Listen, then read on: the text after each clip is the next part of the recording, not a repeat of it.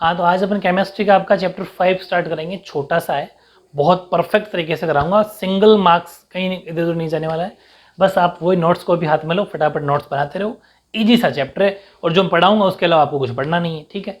Chapter का नाम है केमिस्ट्री इन एवरीडे लाइफ, यानी कि दैनिक जीवन में रसायन का यूज़ क्या है, केमिकल्स का क्या यूज़ है, केमिस्ट्री का हमारे दैनिक जीवन में क्या यूज़ है, ठीक है। तो ये हम इसमें पढ़ने वाले हैं।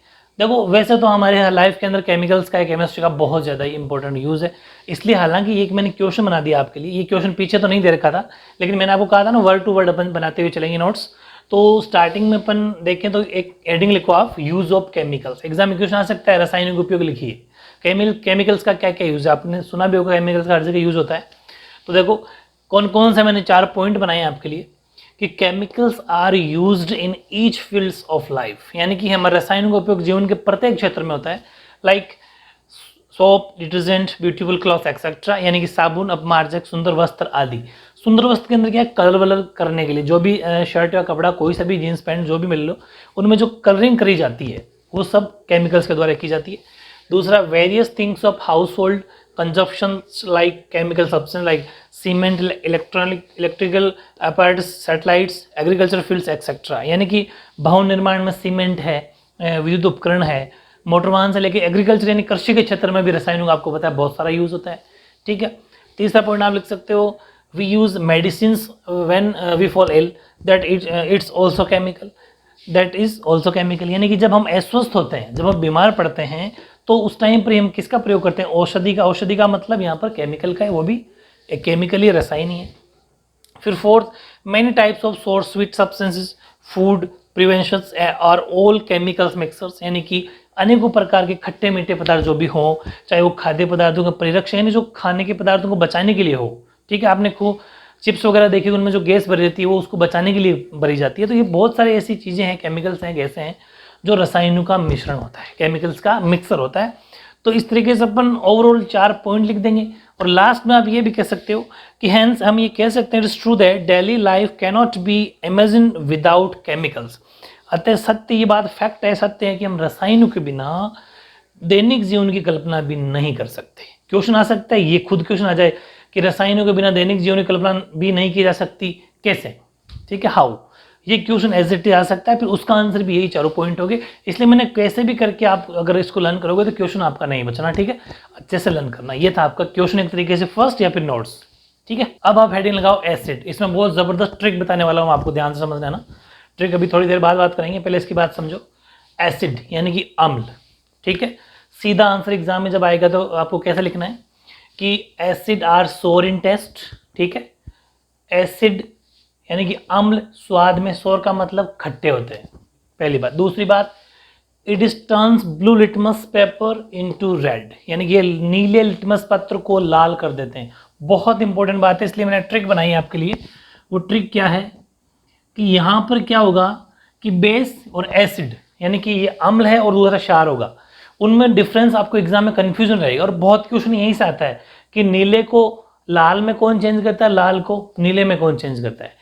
इसलिए एक छोटी सी ट्रिक है, हिंदी और इंग्लिश दोनों मीडियम के बच्चों को काम आएगी। अनिल, अनिल याद करना है आपको। अनिल, समझ पा रहे अनिल कैसे? ए का मतलब अम्ल, अम्ल को क्या बोलते हैं, अम्ल बोल दो चाहे एसिड बोल दो, एक ही बात है। एसिड, नी का मतलब नीला, ठीक है, और एल ले का मतलब लाल। इतना तो इंग्लिश वाले बच्चे भी समझते ही हैं, ठीक है। यानी कि एसिड नीले को लाल कर देते हैं, समझ पा रहे हो। यानी कि जो अम्ल होते हैं वो नीले को लाल कर देते हैं, तभी देख लो नीले लिटमस पत्र को लाल कर देते हैं। अब बचा कौन, बेस, जो नेक्स्ट पढ़ेंगे बेस यानी कि क्षार। वो क्षार क्या करेगा, इसका उल्टा, लाल को नीला करेगा। तो वो तो अपन को पढ़ना ही नहीं हो, तो ऑटोमेटिक लर्न हो जाएगा। अभी ये ट्रिक इतनी सी याद रखनी है कि अनिल यानी कि अम्ल नीले को लाल करते हैं, यानी एसिड ब्लू से रेड। लेकिन इंग्लिश मत बना, इंग्लिश बनेगा नहीं फिर, ठीक है। हिंदी में याद करना, इतना इंग्लिश वाले बच्चे कर सकते हैं ट्रांसलेट। तो यानी कि नीले को लाल कर देते हैं। ये ट्रिक बहुत काम आने वाली है आपके, ठीक है। चलो, ये क्वेश्चन पक्का है, यहाँ पर ध्यान रखना है ना, कंफ्यूजन मत होना। इसके बाद में कुछ एग्जाम में क्वेश्चन एक बहुत इंपॉर्टेंट, ये यहाँ से भी आता है। ये मैंने 5 पॉइंट आपको लिखा है, इनमें पूछेगा किसमें कौन सा एसिड होता है। जैसे कि टैमराइंड की बात करें पर, मतलब इमली, इसमें टार्ट्रिक एसिड होता है। इमली के अंदर कौन सा एसिड होता है, टार्ट्रिक अम्ल, एसिड को हिंदी में बोलते हैं अम्ल। दूसरा विनेगर यानी कि सिरका, ठीक है, इसमें एसिडिक एसिड होता है, एसिटिक अम्ल होता है, एसिड अम्ल होता है। एक होता है ऑरेंज संतरा, संतरे में होता है एस्कॉर्बिक अम्ल, एस्कॉर्बिक एसिड। फिर स्ट्रिंग ऑफ ब्रेड अंट, यानी जो लाल चींटी होती है उसको डंक मारती है, उस डंक के टाइम पर लाल चींटी के डंक में फार्मिक अम्ल होता है, वेरी इंपॉर्टेंट, बहुत बार पूछा गया है, ठीक है। तो फार्मिक एसिड या फॉर्मिक एसिड इसके अंदर होता है। एक होता है डाइजेस्टिव जूस, जो चैप्टर 2 में पढ़ने वाले हैं अपन, जठर रस, बायोलॉजी का पार्ट है ये, जो फूड का डाइजेशन के काम आता है। उसके अंदर होता है हाइड्रोक्लोरिक एसिड यानी HCl, हाइड्रोक्लोरिक अम्ल, जिसका फॉर्मूला क्या होता है HCl। तो ये बहुत इंपॉर्टेंट सी पांचों के पांचों वो बातें, एक अनिल वाली ट्रिक और ये। तो अम्ल से रिलेटेड जितने भी क्वेश्चन बनेंगे वो मैंने आपको लिखवा दिए, ठीक है। ऐसे नेक्स्ट हेडिंग लगाओ बेस यानी कि क्षार, ठीक है। जस्ट उसका उल्टा, it is bitter in taste, यानी कि ये स्वाद में कड़वे होते हैं, वो मीठे होते थे कड़वे होते हैं। दूसरा, it is turns red litmus into blue, आइना ट्रिक काम है, कि लाल लिटमस को नीला कर देते हैं अनिल। एसिड यानी कि अम्ल नीले को लाल, जबकि लाल को नीला, वेरी इंपॉर्टेंट है। कुछ एग्जाम्पल है, जैसे सोडियम हाइड्रोक्साइड NaOH। अच्छा, एक लाइन और लिखना चाहो तो लिख सकते हो, जब इसको टच किया जाता है, मतलब स्पर्श करने पर ये साबुन जैसे लगते हैं अपन को, ठीक है, सोप जैसे, कोई जरूर नहीं है वैसे, यही खास इंपॉर्टेंट पॉइंट है। एग्जाम्पल लिख दो कुछ, जैसे सोडियम हाइड्रोक्साइड NaOH होता है, ये भी क्या, इस सारे एग्जाम्पल किसके, चारों के चारों एग्जाम्पल है क्षार के बेस के, ठीक है। जैसे sodium hydroxide NaOH, potassium hydroxide KOH। हालांकि मैंने बता चुका है मैं आपको, ये चैप्टर 8 के और एक इंट्रोडक्शन वाला चैप्टर किया था केमिस्ट्री के बारे में, उसमें सब कुछ मैं आपको ये फॉर्मूले बता चुका। फिर भी आपको ये पता होना चाहिए, क्योंकि वहां पर ये नहीं बताया था कि कौन सा एसिड है कौन सा बेस है, वो आज अपन सीख लेंगे। Potassium hydroxide KOH, aluminium hydroxide AlOH का 3। आपको बताइए कि OH की वैलेंसी 1 होती है, तो क्रॉस मल्टीप्लाई होने पर Al की 3 होती है, तो इसके ऊपर लग गई, ये मैंने आपको बता दिया था, ठीक है। अमोनियम हाइड्रोक्साइड NH4OH, ठीक है, ऐसा हिंदी में लिखा हुआ है, इधर इंग्लिश में लिखा हुआ, फॉर्मूले सेम ही होते हैं। तो ये था अपना बेस यानी कि क्षार। अब अपना हो गया, बच गया लवण यानी कि सॉल्ट। अब हेडिंग लिखो आप सॉल्ट यानी कि लवण। बहुत सिंपल सा टॉपिक, इंपॉर्टेंट है कि salt and water are formed by the reaction of acid and base, ठीक है, यानी कि एसिड एंड वाटर करना है, एसिड एंड बेस नहीं, एसिड एंड वाटर।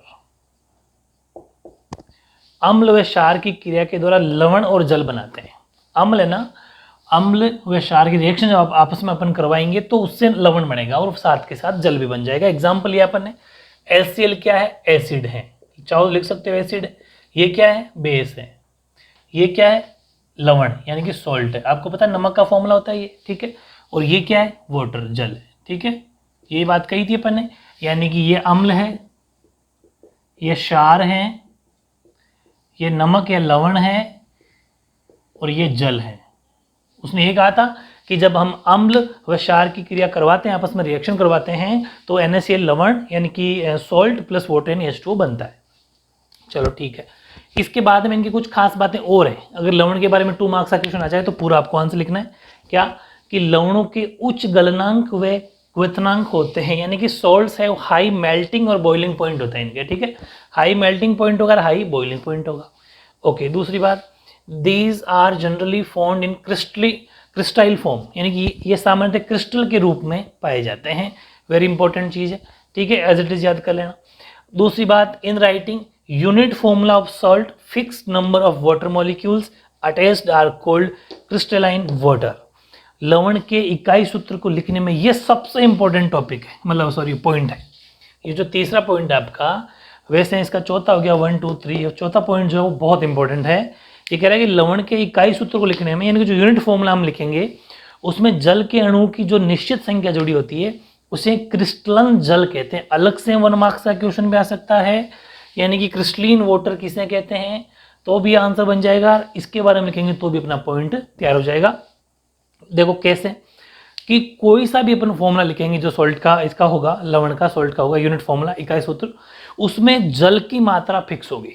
जैसे मैंने एग्जांपल हिंदी मीडियम और इंग्लिश मीडियम दोनों को यहीं पर लिख दिया, ठीक है। इंग्लिश वाले बच्चे भी यहाँ से लिख लेना, बहुत इंपॉर्टेंट है। हालांकि अपन इनके बारे में पढ़ने वाले हैं सब, दावन सोडा के यूजेस अपन पढ़ने वाले हैं। इंग्लिश में बोलेंगे washing soda, Na2CO3 into 10H2 ऐसा मान लो आप, ठीक है। सोडियम कार्बोनेट और 10 हाइड्रोजन के परमाणु हैं, हाइड्रोजन ऑक्साइड के परमाणु जल के, तो यहाँ पर देखो जल के यानी वाटर के 10 है, समझ पा रहे हो, मॉलिक्यूल फिक्स है।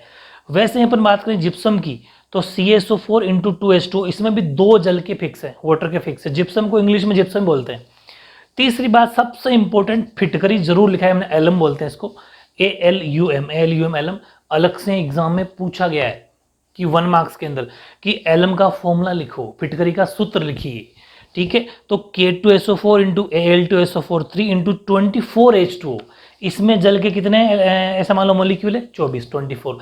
तो कहने का मतलब है कि लवण का सॉल्ट का जो भी अपन यूनिट फॉर्मूला लिखेंगे, इकाई सूत्र लिखेंगे, तो उनमें वाटर का जो फिक्स रेशियो है, वाटर के जो फिक्स जो मॉलिक्यूल होते हैं वो फिक्स संख्या नंबर साथ में बिल्कुल एग्जैक्ट जुड़े होते हैं। बहुत इंपॉर्टेंट बात है लवण के बारे में, ठीक है।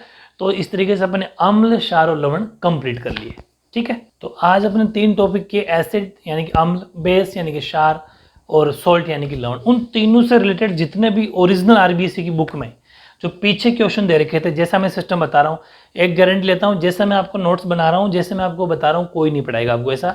इसलिए जैसा मैं कह रहा हूँ वैसे करते जाना। तो जो जो क्वेश्चन बन रहे थे वो अपने सारे मैंने आपको लिख दिए हैं। एक तो आपके पीछे ऑब्जेक्टिव क्वेश्चन का फर्स्ट पार्ट, फर्स्ट क्वेश्चन है पीछे वाला कि एक्वस सॉल्यूशन ऑफ बेस यानी कि क्षार का जलीय विलयन। मैंने आपको बताया अनिल वाली ट्रिक, सीधा मैंने ऑप्शन लिख दिया इसका, लाल लिटमस को नीला कर देते हैं। 4 ऑप्शन थे, वो कह रहा है कि नीले को लाल कर देते हैं, कोई कहता है कि लाल और दोनों एक साथ, ऐसे 4 ऑप्शन, उसके कोई मतलब नहीं है।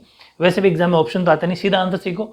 तो क्वेश्चन क्या था, लाल लिटमस को नीला कर देते हैं, यानी कि turns red litmus into blue, कौन, बेस। सेकंड क्वेश्चन भी आपकी बुक का, solution of acid and base are dash of electricity, यानी कि अम्ल व क्षार के विलीन होते हैं विद्युत के, कैसे होते हैं, तो कुचालक होते हैं यानी कि इंसुलेटर होते हैं, ठीक है। इंसुलेटर का मतलब बिजली करंट इसमें नहीं आता, ये मानो आप। फिर आपका question number 7, washing soda is, तो वॉशिंग सोडा का मैंने अभी फॉर्मूला लिखवाया था आपको, दावन सोडा होता है Na2CO3 इंटू 10H2, ठीक है, सोडियम कार्बोनेट और प्लस 10 जल के मॉलिक्यूल्स, यानी कि 10 जल के लवण होते हैं। इसके बाद में 12वां question, which acid is found sting of red ant, यानी कि लो लाल चींटी का डंक होता है, उसमें कौन सा अम्ल पाया जाता है, तो फार्मिक, ठीक है, फॉर्मिक एसिड यानी फॉर्मिक अम्ल पाया जाता है, ये भी अपन कर लिया।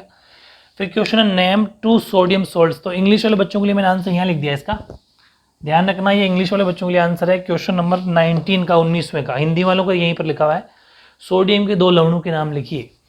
NaCl नमक जो होता है, सोडियम क्लोराइड, दूसरा Na2CO3 यानी सोडियम कार्बोनेट। इसने क्या पूछा कि सोडियम के 2 लवण होने चाहिए, यानी कि किसके लवण होने चाहिए, 2 सोडियम सॉल्ट्स। तो दोनों कहने का मतलब दोनों में सोडियम आना चाहिए, तो यहाँ पर भी आ रहा है सोडियम, यहाँ पर भी आ रहा है सोडियम, ठीक है, ये दोनों हो जाएंगे इसके। और एक लास्ट क्वेश्चन आपका 29, क्रिस्टलन जल किसे कहते हैं, उदाहरण दीजिए। ये मैंने आपको कहा भी था, जहाँ पर लवण लिखा नीचे लिखा था ना, मैंने कहा था क्रिस्टलन यानी कि what is water of crystallization, give example. और मैंने कहा था कि ये एग्जाम्पल में 1 मार्क्स में अलग से क्वेश्चन आ सकता है, 1 मार्क्स से 2 मार्क्स के लिए। तो ये और प्लस इसने पूछा उदाहरण भी दें, एग्जाम्पल भी दीजिए। तो डेफिनेशन और एग्जाम्पल मैंने जो नीचे लिखे थे फिटकरी वाले, जिप्सम वाले, ठीक है, यानी कि वो एलम और जिप्सम वाले, वो एग्जाम्पल 2 एग्जाम्पल डाल देना। तो बहुत इंपॉर्टेंट सा आज का ये अपना पार्ट 1 था, अच्छे से पढ़ना। मिलते हैं नए पार्ट के साथ, ओके।